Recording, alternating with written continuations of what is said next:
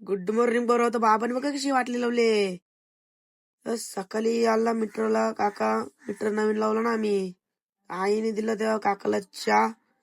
तर मी बनवलं मग घरात पिझ्झा बनवला. आई आलेलं बाहेर. मी बनवलं पिझ्झा ना मग आई साहेब बोललेलं की चटणी बनवून ठेव मग आता.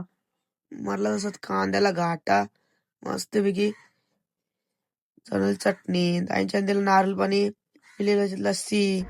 गेलो मैदानावर तर ती यावी तर तापलेलंच होतं ती जोरात टाकीत होते प्रत्येक जण. येतो नुसता जोर टाकीत घरा गेलो बघता ती बसली टीव्ही बघत बसा मुखात बसलेली. एकदम मुखात बसले. हिला गावस तर नाही आमच्यात बसलेले ते. घेतला पोरा चिकन घेतलं दिला. चिकन घरी ना शिंदेला येऊन झालं दवाखान्यात. हे बघा पोरा कशी बाटलेले काकाने मोठी. झोपला म्हणा डॉक्टरने बेडवर.